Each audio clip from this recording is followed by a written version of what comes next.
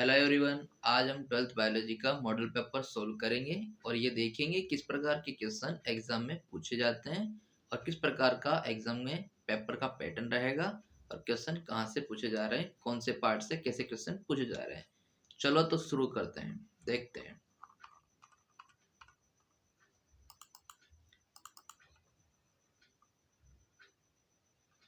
देखिएगा, पहला प्रश्न है, विषम परिस्थितियों में अमीबा कौन सी प्रक्रिया द्वारा बीजाणु अमीबा उत्पन्न करता है। यहाँ पे देखो एक शब्द दे दिया है, पुटीकृत। विषम परिस्थितियों में अमीबा, जो पुटीकृत अमीबा है, वो कौन सी प्रक्रिया द्वारा बीजाणु अमीबा उत्पन्न करता है। तो दे रखा है ऑप्शन ए द्विखंडन, ऑप्शन बी बहुखंडन, ऑप्शन सी पुनरुद्भवन, ऑप्शन डी मुकुलन।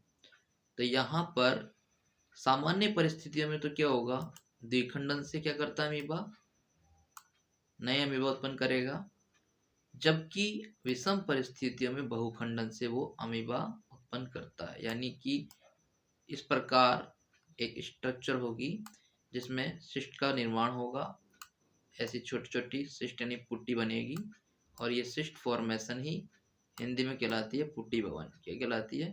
पुट्टी भवन। तो इस प्रकार के विभाजन को अपन कहते हैं बहुविभाजन। क्या बोलते हैं? बहुविभाजन या बहुखंडन। तो इस प्रकार ये अमीबा बन जाएंगे और ये अमीबा बन जाएंगे। तो इन्हीं अमीबा से जब बाद में विभाजन होगा, बहुविभाजन, तो ये प्रत्येक संरचना अलग होकर एक स्वतंत्र अमीबा बनाएगी। तो इस प्रकार के स्ट्रक्चर बोलते हैं बहुखंडन। तो option B is correct answer. Okay, next question अपन देखते हैं। यहाँ पे दे रखा है, निम्न में से कौन सा पिरामिड उल्टी अवस्था में होता है। तो पहले तो ये देखते हैं कि पिरामिड होते क्या है। देखो, पिरामिड मुख्यतः दो प्रकार के होते हैं, जो वैज्ञानिक चार्ल्स एल्टन ने बताया था। इनको अपन पारिस्थितिक स्तूप भी कहते हैं। ठीक है, एक सीधा पिरामिड, एक उल्टा पिरामिड। सॉरी, पहले अपन इसको देखते हैं। ये हो गया एक प्रकार से सीधा पिरामिड। देखो, एक तो जाएगा ऐसे सीधा पिरामिड, ठीक। एक हो जाएगा ऐसे उल्टा पिरामिड।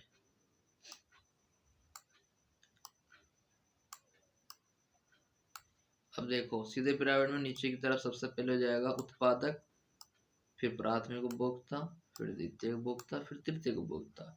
इसमें क्या होगा, इसमें प्राथमिक जो सबसे पहले उत्पादक होगा वो छोटा होगा, फिर प्राथमिक उपभोक्ता उसमें उससे बड़ा, फिर द्वितीय उपभोक्ता और तृतीय उपभोक्ता। इसमें देखो, जैसे मान लो उत्पादक के रूप में यहाँ पे पौधे हैं, फिर शाकाहारी है, फिर मांसाहारी है, फिर सर्वाहारी है। तो ये जो पिरामिड होगा वो सीधा पिरामिड है। अब ये पिरामिड मुख्यतः संख्या के आधार पर, जैव भार के आधार पर, जैव मात्रा के आधार पर होते हैं। अब यहाँ पे हम देखते हैं कि क्वेश्चन में उसने पूछा है कि कौन से पिरामिड उल्टी अवस्था में होते हैं। तो ऊर्जा पिरामिड होगा, या जैव मात्रा समुद्र का जो जैव मात्रा भार है यानी जैव भार वाला पिरामिड होगा, या दलदल का जैव मात्रा या जैव भार वाला पिरामिड होगा, या घास मैदान का जैव संख्या वाला पिरामिड होगा।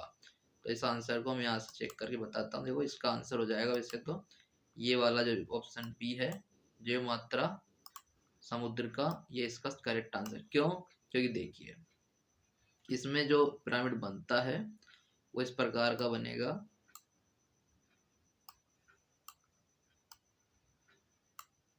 जिसमें सबसे पहले आते हैं पादप प्लवक, यानी कि छोटे छोटे पादप के जैसे समान संरचना पादप प्लवक कहलाते हैं। उनको खाती है छोटी छोटी मछलियाँ। तो सेकंड हो जाएगी छोटी मछलियाँ। फिर आती है बाद में बड़ी मछलियाँ। तो यहाँ पर बड़ी मछलियों में जो जैव भार है, जो उसकी मात्रा है, वो ज़्यादा होगी किसके अपेक्षा, पादप प्लवक की तुलना में। देखो इसको, अध्याय 14 में पेज नंबर 272 पर लिखा हुआ है कि समुद्र में जैव मात्रा अर्थात जैव भार के पिरामिड प्राय उल्टे होते हैं। क्यों? क्योंकि मछलियों की जैव मात्रा पादप प्लवकों की जैव मात्रा से बहुत अधिक होती है। ठीक है, तो इसीलिए इसके पिरामिड कैसे होंगे, उल्टे होंगे। अगला प्रश्न है, निम्न में से कौन सा यौन संचारित रोग है? यकृत ए, यकृत बी, एम व दोनों, इनमें से कोई नहीं। तो यहाँ पर ये ना तो यकृत ए यौन संचारित रोग है, ना यकृत बी। तो ऑप्शन हो जाएगा डी, यानी कि द, इनमें से कोई नहीं। इसका राइट आंसर हो जाएगा द, क्योंकि ये दोनों ही नहीं है, ये भी नहीं है और ये भी नहीं है। ठीक है, आगे देखो। अगला प्रश्न है, एक ससीम केंद्र की या सुकेंद्र की जीव के डीएनए संरचना में हिस्टोन प्रोटीन में निम्न में से कौन से अमीनो अम्ल अधिक मात्रा में पाए जाते हैं? अधिक मात्रा की बात की है, ठीक है। लाइसिन एवं ग्लाइसिन। तो देखो, लाइसिन होता तो है लेकिन ग्लाइसिन नहीं होता, तो यहाँ पे ये गलत हो जाए ऑप्शन। दूसरे में ग्लाइसिन है, मेथियोनिन है, दोनों ही नहीं है। लाइसिन एवं आर्जिनिन, तो लाइसिन और आर्जिनिन ये होते हैं भाई, ठीक है। ग्लाइसिन और आर्जिनिन, यहाँ ग्लाइसिन आने की वजह से ये गलत हो जाएगा।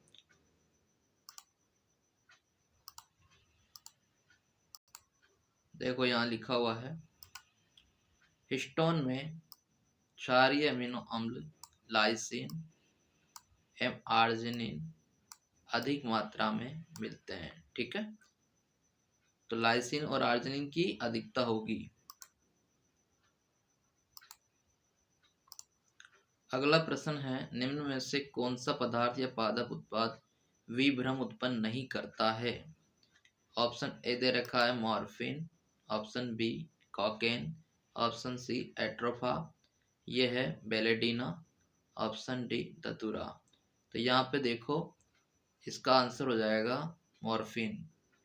क्यों? क्योंकि कोकीन की, एट्रोफा बेलेडीना की और धतूरा की, इन तीनों की मात्रा जब अधिक होगी तो उससे क्या उत्पन्न होगा? विभ्रम, यानी कि हेलुसिनेशन उत्पन्न होगा। लेकिन मॉर्फिन हेलुसिनेशन या विभ्रम उत्पन्न नहीं करता है। देखो यहाँ लिखा हुआ है, कोकीन की अत्यधिक मात्रा से विभ्रम हो जाता है। अन्य प्रसिद्ध पादप जिनसे विभ्रम पैदा करने का गुण है, एट्रोफा बेलेडीना, धतूरा। ठीक, तो कोकेन आ गया, धतूरा आ गया, एट्रोफा बेलेडीना आ गया। इसमें क्या नहीं है? मॉर्फिन नहीं है, ठीक है।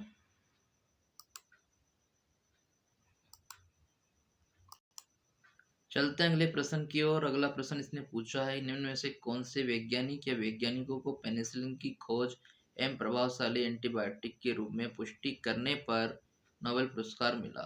अब यहाँ पे क्वेश्चन इसने दो प्रकार से पूछा है। एक तो इसने पूछा क्या है कि पेनिसिलिन की खोज, एक इसने साथ में पूछ लिया प्रभावशाली एंटीबायोटिक के रूप में पुष्टि। पुष्टि करने का मतलब है कि दवा के रूप में इसको बाद में विकसित किसने किया।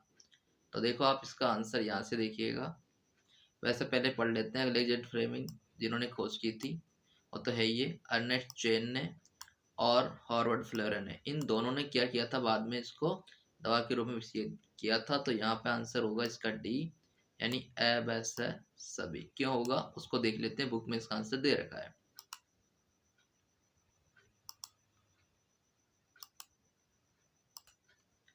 देखो यहाँ पे लिखा हुआ है, पेनिसिलिन सबसे पहला एंटीबायोटिक था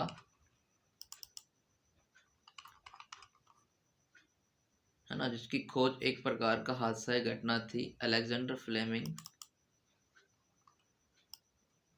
फ्लेमिंग जब स्टेफिलोकोकस पर कार्य कर रहे थे, मतलब ये जीवाणु था, तो उन्होंने क्या देखा, देखो आगे, उन्होंने देखा, तब उन्हें एक बार दिखाई दिया कि जिन प्लेटों पर वह कार्य कर रहे थे उनमें एक बिना धुली प्लेट पर मोल्ड उत्पन्न हो गए। मोल्ड मतलब फंगस यानी कवक, जिस कारण स्टेफिलोकोकस है वो वृद्धि नहीं कर सका, मतलब जीवाणु की वृद्धि रुक गई। तो उन्होंने क्या देखा, उन्होंने पाया कि यह प्रभाव मोल्ड अर्थात कवक द्वारा उत्पन्न रसायन पेनिसिलिन द्वारा होता है, यानी कि जीवाणु की वृद्धि को कवक ने रोक दिया। ठीक, चूंकि पेनिसिलिन पेनिसिलियम नोटेटम नामक मोल्ड मतलब कवक से उत्पन्न होता है, इस कारण इसका नाम उन्होंने पेनिसिलिन रखा। यद्यपि बाद में अर्नेस्ट चेन, देखो आ गया, अर्नेस्ट चेन और हार्वर्ड फ्लोरे ने इसकी एक प्रतिभाशाली प्रभावशाली एंटीबायोटिक के रूप में पुष्टि की। तो यही तो पूछा उन्होंने, पुष्टि की। इस एंटीबायोटिक का प्रयोग दूसरे विश्व युद्ध में घायल अमेरिकन सिपाहियों के उपचार में व्यापक रूप से किया गया। फ्लेमिंग, चेन एंड फ्लोरे, तीनों वैज्ञानिकों का नाम दे रखा है यहाँ पर। फ्लेमिंग, चेन और फ्लोरे को इस खोज के लिए सन 1945 में क्या दिया गया, नोबेल पुरस्कार। तो तीनों वैज्ञानिकों के नाम इसमें है और पूछा भी यही है कि नोबेल पुरस्कार के लिए, तो तीनों को मिला था ये, ठीक है। इसलिए आंसर में क्या हो जाएगा, ए बैस है तीनों, ठीक। अगला प्रश्न पूछा गया है कि कौन से सूक्ष्म जीव से प्लाज्मिड प्रयोग करके प्रथम पुनः डीएनए का निर्माण किया गया। इकोलाई, एग्रोबैक्टीरियम टिमिफेसियंस, साल्मोनेला टाइफिमेरियम या थर्मस एक्वेटिकस। तो देखो यहाँ पर पहला पुनर्योगज डीएनए जो बनाया गया वो साल्मोनेला टाइफिमेरियम जो था, इससे डीएनए प्राप्त किया गया, वो तो हो गया इच्छित डीएनए या वांछित डीएनए। लेकिन इस डीएनए का जो पुनर्योगज डीएनए तैयार किया गया तो वो वाहक के रूप में जो काम में लिया गया वो लिया गया इकोलाई को। इसको लिया गया इकोलाई को। बुक में इसका आंसर दे रखा है, बुक से मैं आपको चेक करवा के बताता हूँ कि क्यों ऐसा है। देखो, मच्छर, कीट संवाहक के रूप में मलेरिया परजीवी के मनुष्य शरीर में स्थानांतरित करता है। ठीक उसी तरह से प्लाज्मिड को संवाहक के रूप में प्रयोग कराकर विजातीय डीएनए के खंड को परपोषी जीवों में पहुंचाया जाता है। मतलब यह है कि वाहक के रूप में जो काम करेगा वो कौन करेगा, यहाँ पर प्लाज्मिड। अब ये प्लाज्मिड किससे प्राप्त किया गया वो देखो आप। प्लाज्मिड यहाँ पर जो लिया गया वो प्लाज्मिड लिया गया इकोलाई का। ये जब यह डीएनए एस्चेरिचिया कोलाई या इकोलाई को बोलते होते हैं, एस्चेरिचिया कोलाई, ठीक है। तो इकोलाई में स्थानांतरित किया जाता है। तो यहाँ पर इकोलाई का उपयोग करके जो साल्मोनेला जीवाणु था उसके इच्छित डीएनए को संवर्धित कराया गया, ठीक है। तो यहाँ पर वाहक के रूप में कौन काम आया, इकोलाई का प्लाज्मिड। इसलिए आंसर क्या हो जाएगा, इकोलाई। तो प्रथम पुनर्योजित डीएनए में इकोलाई का उपयोग हुआ, इकोलाई के प्लाज्मिड का उपयोग हुआ है। ओके, देखो क्वेश्चन पूछा गया अगला, बैसिलस थुरिनजेंसिस की कौन सी जीन से प्राप्त प्रोटीन से मक्का छेदक को नियंत्रित किया जाता है। क्राई फर्स्ट एसी, ये नहीं होगा। क्राई फर्स्ट एबी फर्स्ट एबी ये होगा। तो इसका राइट आंसर हो जाएगा क्राई फर्स्ट एबी। क्राई टू एसी, क्राई टू एबी। वैसे तो इसको इस प्रकार बोलना चाहिए, क्राई वन एबी सॉरी एसी, क्राई वन एबी, क्राई टू एसी और क्राई टू एबी। तो ऑप्शन बी इज करेक्ट। क्यों, देखते हैं इसको, बुक में भी इसका आंसर है। क्योंकि ये क्या करता है, मक्का के जो छेदक रोग है उसको नियंत्रित करता है। देखिएगा यहाँ पे लिखा हुआ है, विशिष्ट बीटी जीव विष जीन्स बैसिलस थुरिनजेंसिस से पृथक कर कई फसलों जैसे कपास में समाविष्ट किया जा चुका है। जीन्स का चुनाव फसल एवं निर्धारित कीट पर निर्भर करता है, जबकि सर्वाधिक बीटी जीव विष कीट समूह विशिष्टता पर निर्भर करते हैं। तो देखो इसके बाद दे रखा है, जो protein gene cry first AC व क्राई सेकेंड एबी द्वारा कुटबद्ध होते हैं वे कपास के मुकुल कर्मी को नियंत्रित करते हैं। जबकि क्राई फर्स्ट यानी क्राई वन एबी यानी कि यहाँ पे ये जो क्राई वन एबी है ये मक्का के छेदक को नियंत्रित करता है। तो वन एबी, ठीक, किसको नियंत्रित करेगा, मक्का के छेदक को नियंत्रित करता है। अगला प्रश्न है, वर्ष 1992 में जैव विविधता पर ऐतिहासिक पृथ्वी सम्मेलन कहाँ हुआ। Option A Sydney, option B Johannesburg, option C Rio de Janeiro, option D New Delhi. तो इसका आंसर है रियो डी जेनेरो। ये जो हुआ था वह रियो डी जेनेरो में हुआ था। देखो, वर्ष 1992 में रियो डी जेनेरो में हुई जैव विविधता पर ऐतिहासिक सम्मेलन पृथ्वी सम्मेलन जो हुआ था में सभी राष्ट्रों का आह्वान किया गया। ठीक है, तो रियो डी जेनेरो में हुआ था ये। रियो डी जेनेरो पड़ता है ब्राजील में और ब्राजील पड़ता है दक्षिण अमेरिका में। ठीक है,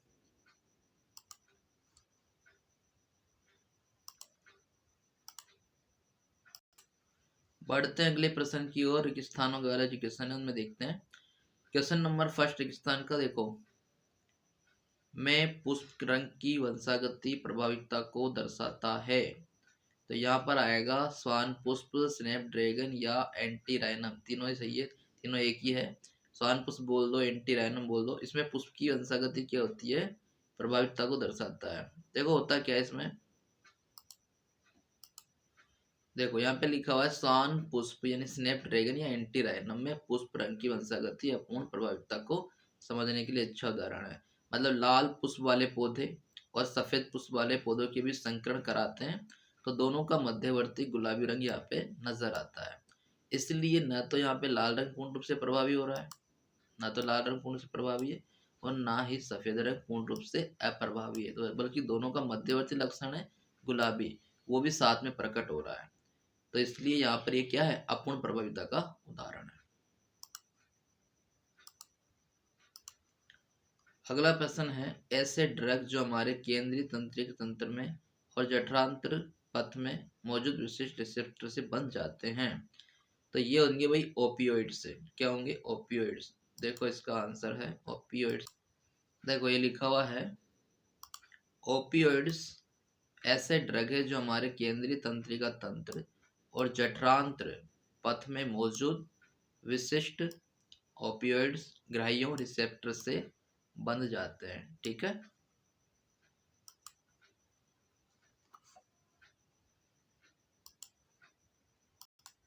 अगला प्रश्न है, ओजोन अवक्षय के हानिकारक प्रभाव को देखते हुए सन 1987 में एक अंतरराष्ट्रीय संधि पारित की गई जिसे कहा जाता है, इसे कहते हैं मॉन्ट्रियल प्रोटोकॉल। तो देखो इसका आंसर दे रखा है यहाँ पर। आंसर है देखो ये रहा, ओजोन अवक्षय के हानिकारक प्रभाव को देखते हुए सन 1987 मॉन्ट्रियल यानी कनाडा के एक अंतरराष्ट्रीय संधि पर हस्ताक्षर हुए जिसे मॉन्ट्रियल प्रोटोकॉल कहा जाता है। ठीक है, तो ये इसका आंसर हो गया।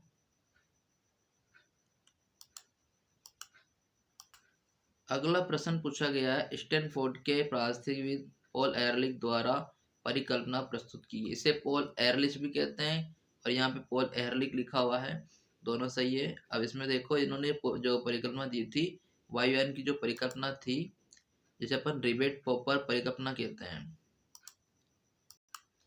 देखो यहाँ पे लिखा हुआ है, ये देखो, स्टैनफोर्ड के पारिस्थितिकविद पॉल एहरलिच द्वारा उपयोग की गई रिबेट पॉपर परिकल्पना से हम एक सही विचार प्रस्तुत कर सकते हैं। यह एक वायुयान के द्वारा समझाई गई परिकल्पना है जो जिस प्रकार हजारों रिबेट द्वारा सभी भागों को जोड़ा जाता है। तो यहाँ पर रिबेट जातियों के द्वारा है, प्रदर्शित की जाए इनको। तो इस प्रकार ये क्या है, रिबेट पॉपर परिकल्पना, जिसके द्वारा उन्होंने समझाया कि इस प्रकार ये पारिस्थितिकी जो है इस प्रकार होती है। ठीक, बढ़ते हैं अगले प्रश्न की ओर। तो अगला प्रश्न दे रखा है, ऐसे दो जीवों के नाम लिखो जिनमें बाह्य निषेचन होता है। तो पहले तो हम समझते हैं निषेचन होता क्या है। निषेचन जो होता है इसके अंदर नर युग्मक और मादा युग्मक का संयोजन होता है। अब यह संयोजन अगर मान लीजिए मादा शरीर के अंदर है तो उसे बोलते हैं आंतरिक निषेचन, और मादा शरीर के बाहर है तो वो कहलाएगा बाह्य निषेचन। तो देखो इसका आंसर यहाँ पे दे रखा है बाह्य निषेचन। बाह्य निषेचन मतलब मादा शरीर के बाहर। तो ये बाह्य निषेचन जो होता है एक्सटर्नल फर्टिलाइजेशन, वो मादा शरीर के बाहर होगा। तो ये स्थिति होती है जल में। जल में मतलब जलीय जीवों के अंदर खास तौर पे, जैसे मछली हुई, मेंढक हुई।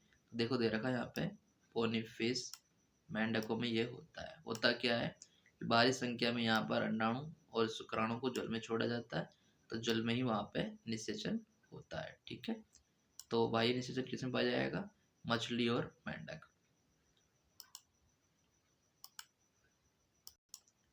अगला प्रश्न है ZIFT-MICSI का पूरा नाम लिखिए। यहाँ पे जेड से जायगोट, आई से इंट्रा, एफ से फेलोपियन, टी से ट्रांसफर। तो जायगोट इंट्रा फेलोपियन ट्रांसफर यानी कि युग्मनज अंतः फेलोपियन यानी डिम्बवाहिनी स्थानांतरण, और ICSI जाएगा। यहाँ पे देखो इन दोनों का फुल फॉर्म दिया हुआ है। देखो इसको मैं आपको यहाँ से दिखाता हूँ।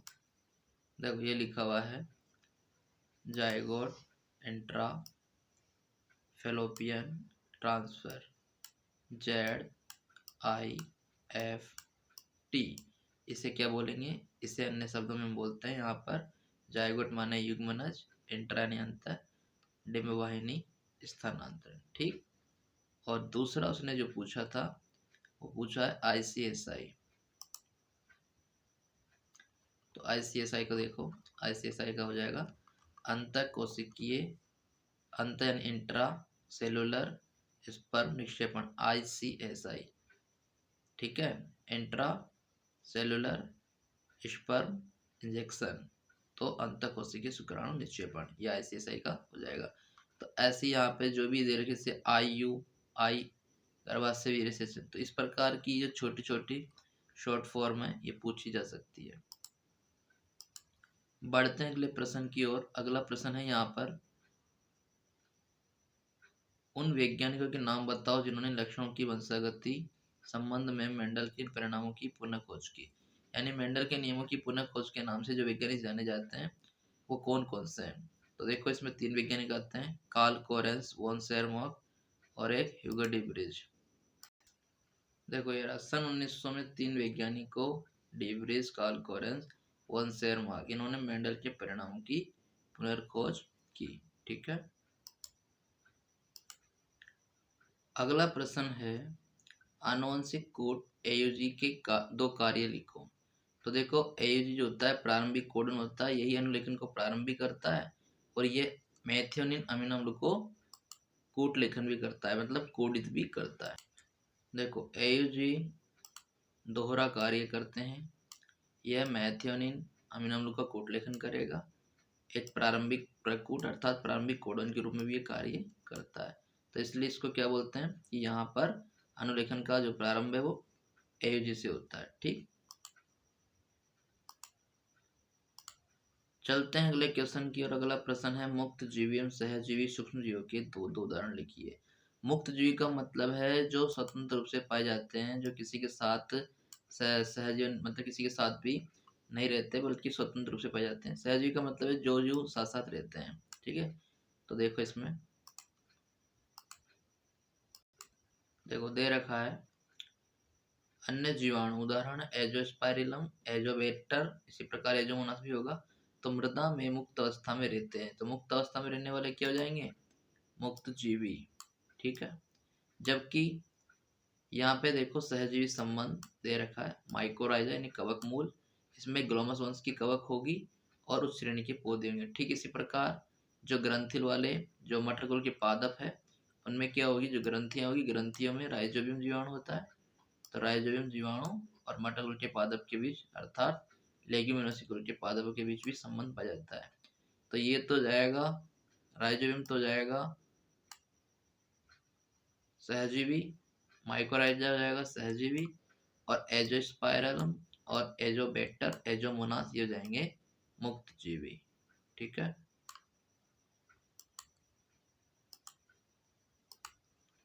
अगला प्रश्न है, भारत सरकार के उस संगठन का नाम बताइए जो GM यानी कि जेनेटिक मॉडिफाइड अनुसंधान संबंधी कार्य की वैधानिकता पर निर्णय लेता है। तो देखो भारत सरकार ने ऐसे संगठनों को स्थापित किया है जैसे कि GESC, इसे बोलेंगे जेनेटिक इंजीनियरिंग अप्रूवल कमेटी, यानी कि आनुवंशिक अभियांत्रिकी संस्तुति या इन संस्तुति की समिति। ठीक है। तो ये क्या करेगी, जेनेटिक मॉडिफाई जो प्रोडक्ट है उनका ध्यान रखेगी, उनको नियंत्रण में लेगी।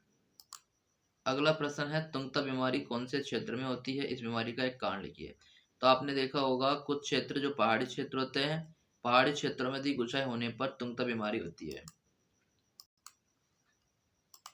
देखो तुंगता बीमारी का अवश्य अनुभव किया होगा। इस बीमारी के लक्षण निम्न है। मिचली यानी मितलियाना, थकान, हृदय स्पंदन दर में वृद्धि। इसका कारण यह है कि उच्च तुंगता वाले क्षेत्र में वायुमंडलीय दाब कम हो जाता है, एटमॉस्फेयर जो प्रेशर है वो कम होगा, इसलिए शरीर को पर्याप्त ऑक्सीजन नहीं मिलती है। लेकिन धीरे धीरे यह आप प्रयानुकूलित हो जाते हैं और आपको तुंगता बीमारी का अनुभव नहीं होता है। आपके शरीर ने इस समस्या का समाधान कैसे किया? आपका शरीर कम ऑक्सीजन उपलब्ध होने की क्षतिपूर्ति लाल रुधिर कोशिका यानी आरबीसी का उत्पादन बढ़ाकर, हेमोग्लोबिन की बंधनकारी क्षमता घटाकर और श्वसन दर बढ़ाकर कर लेता है। तो ठीक है, इस प्रकार की जो बीमारी होती है तुंगता बीमारी। और अब है अगला प्रश्न, बायोमैग्निफिकेशन। हिंदी में से कहेंगे जैव आवर्धन, कि जैव आवर्धन होता क्या है।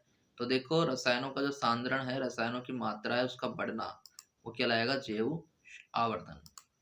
देखिएगा, उद्योगों के अपशिष्ट जल में प्राय विद्यमान कुछ विषैले पदार्थों में जलीय खाद्य पदार्थ श्रृंखला से जैव आवर्धन बायोमैग्निफिकेशन कर सकते हैं। जैव आवर्धन का तात्पर्य है क्रमिक पोषण स्तर यानी ट्रॉफिक लेवल पर अविषाक्त की सांद्रता में वृद्धि का होना। यानी कि केमिकल जैसे पेड़ पौधों में अपन छिड़कते हैं तो वहां से पेड़ पौधों से जीव जंतु में जाते हैं और जीव जंतु के शरीर में उन रसायनों की मात्रा बढ़ती रहती है। तो देखिए इसमें कौन, जैसे कि यहाँ पे दिया हुआ एग्जाम्पल, यह है परिघटन पारा एंड डीडीटी के लिए सुविदित है। सुविदित मतलब जाना पहचाना है। डीडीटी का छिड़काव पेड़ पौधे पे होता है, धीरे धीरे पेड़ पौधे से वो जंतुओं में चढ़ जाता रहता है और जंतुओं में कंटिन्यूस प्रकार जाने से इसकी मात्रा क्या हो जाएगी, बढ़ती रहती है। तो यह परिघटना क्या कहलाएगी, पारा और डीडीटी के लिए सुविदित मतलब यहाँ पर इनकी मात्रा हमारे शरीर में बहुत अधिक बढ़ चुकी है। तो यही कहलाता है जैवावर्धन बायोमैग्निफिकेशन। आगे खंड बी है और खंड बी के जो लघुत्रात्मक वाले प्रश्न हैं इनका आंसर अगली वीडियो में आपको बताया जाएंगे।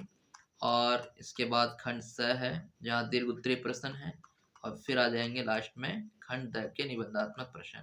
उम्मीद करता हूँ कि आपको यह वीडियो पसंद आया होगा और इसमें जो प्रश्न बताए गए हैं, प्रश्नों के आंसर आपको समझाए गए, आपको क्लियर हुए होंगे।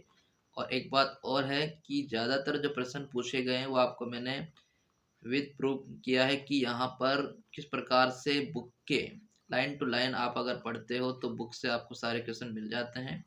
तो इस बार जो पैटर्न है पेपर का वो बिल्कुल बुक पे डिपेंड है। आप बुक पढ़ो, बुक की छोटी छोटी लाइनें जो दे रखी है जहाँ से छोटे छोटे इंपॉर्टेंट क्वेश्चन बनते हैं उन्हें ध्यान से पढ़ो। तो पेपर का पैटर्न ईजी है बट वो क्या है, डीपली है, क्योंकि छोटे क्वेश्चन है, ईजी क्वेश्चन है, लेकिन जो किताब स्टडी कर रहा है, किताब से पढ़ रहा है, ध्यान से पढ़ रहा है, वही इनको कर सकता है।